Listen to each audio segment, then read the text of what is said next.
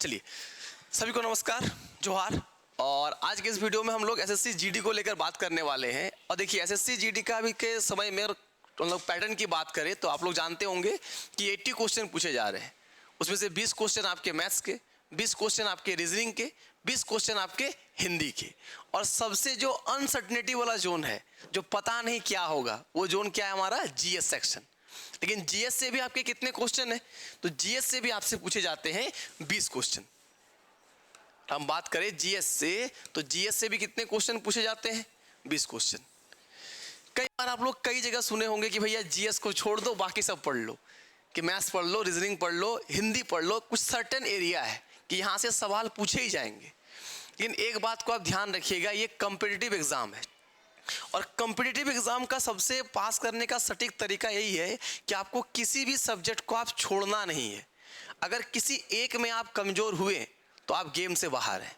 आपका physical clear हो जाएगा, आपका रिटर्न पहले क्लियर होगा, मेरिट में आपका नाम नहीं आएगा या पसंदीदा पोस्ट आपको नहीं मिलेगा। तो आपको जीके जीएस सटीक करना ही करना है। तो आज हम लोग इस वीडियो में जीके जीएस पे चर्चा करने वाले हैं कि जीके जीएस में मैक्सिमम स्कोर कर पाने के लिए हम लोग क्या करें। और हम चाहते हैं कि एसएससी जीडी में जीके जीएस में 13, 14, 15 तक, हमारा 16, 17 तक भी कम से कम हम सही बना पाए। इसके लिए हमारे पास क्या स्ट्रेटेजी हो। अगर जीके जीएस के पैटर्न को समझना है तो आपको पहला काम तो ये करना है कि प्रीवियस ईयर के क्वेश्चन को देखना है। केवल देखना ही नहीं है, उसको सॉल्व भी करना है। PYQ अभी से स्टार्ट कर दीजिए। पर डे कम से कम 2 सेट लगाइए जीके जीएस का PYQ में, प्रीवियस ईयर क्वेश्चन में। प्रीवियस ईयर क्वेश्चन से आपको क्या फायदा चलेगा? आपको क्वेश्चन का डेप्थ पता चलेगा। क्या पता चलेगा? क्वेश्चन का डेप्थ पता चलेगा कि क्वेश्चन किस डेप्थ में आ रहा है, कहां तक सवाल आपसे पूछे जा रहे हैं। तो पहला काम क्या करना है? PYQ लगाना है। और PYQ से क्या पता करना है? डेप्थ पता करना है। अब मान लेते हैं कि PYQ में आप देखें कि आपको क्या पूछा है? राइबोसोम के बारे में पूछा हुआ है। राइबोसोम के बारे में पूछा है, तो आपको तुरंत क्या समझना है कि राइबोसोम किस चैप्टर से है। तो ये कहां से आ जाएगा? सेल से आ जाएगा। तो आप पूरा जाके सेल को कंप्लीट कीजिए कि इस बार राइबोसोम पूछा है, अगले बार क्या पूछ ले? गोल्जी बॉडी पूछ ले, अगले बार माइटोकॉन्ड्रिया पूछ ले। तो सबसे पहला काम क्या करना है? PYQ लगाना है। और बहुत पुराना भी नहीं, प्रीवियस ईयर क्वेश्चन ऐसा नहीं करना है कि 1992 का प्रीवियस ईयर क्वेश्चन हम सॉल्व कर रहे हैं, उससे आपको डेप्थ पता नहीं चलेगा। 2018, 2016, 17 इस लेवल पे जितने सारे एग्जाम हुए हैं एसएससी जीडी के, उसके आप क्या लगाइए? जीके जीएस का PYQ देखिए, प्रीवियस ईयर क्वेश्चन देखिए। ठीक है। दूसरा काम आपको क्या करना है?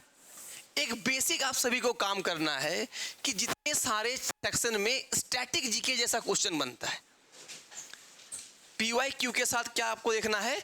Static GK. स्टैटिक जीके हर सेक्शन का। स्टैटिक जीके में क्या पढ़े वो हर सेक्शन की हम बात कर रहे हैं। हिस्ट्री का भी कई सेक्शन है जो स्टैटिक है, पॉलिटी का भी कई सेक्शन है जो स्टैटिक है, ज्योग्राफी का कई सेक्शन है जो स्टैटिक है। जो स्टैटिक सवाल है जिसमें बदलाव नहीं होने वाला है, एक लंबे समय तक सेम टू सेम चलने वाला है। जैसे आर्टिकल्स, किस आर्टिकल में क्या है, हिस्ट्री में कौन से घटना किसके समय काल में हुआ, तराइन का युद्ध कब हुआ, मोहम्मद गनी का आगमन कब हुआ। तो जो स्टैटिक सवाल है, कोई भी युद्ध हो, कोई भी घटनाएं हो, कोई भी दर्रा हो, कोई पहाड़ हो, कोई पर्वत हो, तो जो भी स्टैटिक सवाल है उस पर आप विशेष ध्यान दीजिए और स्टैटिक जीके को विशेष प्रकार से कवर कीजिए। क्योंकि एसएससी जीडी के एग्जाम में, और आजकल के हम लोग ट्रेंड की बात करें तो क्या ट्रेंड चला हुआ है कि 4 से 5 क्वेश्चन तो स्टैटिक जीके से ही रहता है।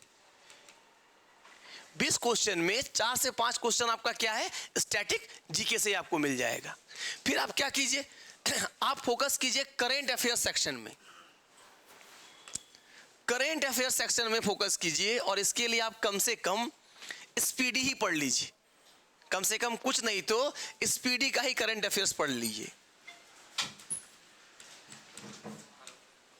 इसी का करंट अफेयर्स कम से कम आप पढ़ जाइए, पूरा पढ़ जाइए करंट अफेयर्स के लिए। तो ये भी आपका काम आ जाएगा। क्योंकि करंट अफेयर्स का सेक्शन देखिएगा तो इसमें से भी आजकल 3 से 4 क्वेश्चन पूछे जा रहे हैं। बाकी के लिए आप कम से कम समय, अगर हम लोग बात करें कि फरवरी महीना में एग्जाम है, नवंबर तो बीच में आ ही गया है, एक महीना बचा हुआ है, दिसंबर, 1 जनवरी, इतने सारे सब्जेक्ट आपको कवर करना है। तो कम से कम क्या कीजिए, कम से कम आप लूसेंट की किताब को एक बार जरूर पढ़ के जाइएगा। लूसेंट का जो सामान्य ज्ञान का किताब है उसको एक बार जरूर पढ़ लीजिए। और इसके अलावा अगर आपके पास थोड़े बहुत समय बचे तो आपको एनसीईआरटी को एक बार देख लेना चाहिए कि बहुत सारे सवाल एनसीईआरटी के कंसेप्ट से आपको देखने को मिलेंगे। तो हमने 4 बात कही, मोटा मोटी 4 पॉइंट में आपको काम करना है। पहला पॉइंट पीवाईक्यू देखना है। पीवाईक्यू केवल देखना नहीं है कि हाँ देख लिए ये क्वेश्चन आया था, इसका आंसर ये हुआ, निकल गए, नहीं, उसको एनालिसिस करना है कि अगर हमसे ये पूछा गया है कि पानीपत का प्रथम युद्ध कब हुआ था, तो भैया मेरा रिस्पॉन्सिबिलिटी है कि हमको दूसरा युद्ध, तीसरा युद्ध भी देख लेना है, किसके साथ हुआ है वो भी देख लेना है, क्योंकि यहाँ से सवाल बनने की संभावना है। अगर आपसे पूछा कि रेडियो का आविष्कार किसने किया था, तो आपको टेलीविजन का आविष्कार किसने किया, मोबाइल का आविष्कार किसने किया, पंखे का आविष्कार किसने किया, बॉल पेन का आविष्कार या जेल पेन का आविष्कार किसने किया। यानी कि आविष्कार और आविष्कारक से भी आप एक बार रिविजन कर लीजिए, रिपीट कर लीजिए। आपसे कोई डे पूछा गया है तो एक बार डे को रिवीजन कर लीजिए। और ये सब क्या है, स्टैटिक जीके का ही पोर्शन है, स्टैटिक जीके का ही पोर्शन है। तो आपको इस तरह से पीवाईक्यू को एनालाइज, सबसे पहला काम अभी 2-3 दिन यही काम कीजिए, प्रीवियस ईयर के क्वेश्चन लिखिए और उसको एनालिसिस कीजिए, उसके 10 सेट 20 सेट रोज देखिए कि जीके जीएस का ट्रेंड क्या बना हुआ है, कैसे सवाल पूछे हुए हैं। और ये भ्रम में ना रहे कि ये नहीं पूछता है, वो नहीं पूछता है, वो आपकी किस्मत पे रहता है कि आपसे क्या नहीं पूछा गया है। बहुत सारे ऐसे विद्यार्थी हैं जिसको एक सेट में 7 हिस्ट्री के सवाल मिल गए, बहुत सारे ऐसे भी गए होंगे जिसको हिस्ट्री का एक भी सवाल नहीं मिला हो, उसको साइंस का 8 सवाल मिल गया। तो आप तैयारी को मल्टी डायमेंशन में रखना है और इस फॉर्म को, इस रूल को फॉलो करना है कि पहले क्या बताएं, पीवाईक्यू, उसके बाद सारे सेक्शन का हिस्ट्री, पॉलिटी, ज्योग्राफी, साइंस के फॉर्मूला यानी स्टैटिक सवाल, इसके बाद करंट अफेयर्स। और कम से कम लूसेंट तो हम लोग पढ़ेंगे ही, और उससे बाद अगर समय बचे तो एनसीईआरटी को भी हम लोग देख लेंगे। तो चलिए, इतना ही हम लोग को बातचीत करना था और बहुत जल्द हम लोग इस पर प्रैक्टिस सेशन लेके आएंगे और लगातार आपसे जुड़ेंगे कि किस तरह से आपको धीरे धीरे क्वेश्चन को एनालिसिस करना है। तो मिलते हैं हम लोग अगले वीडियो में, तब तक के लिए धन्यवाद। जय हिंद, जय भारत।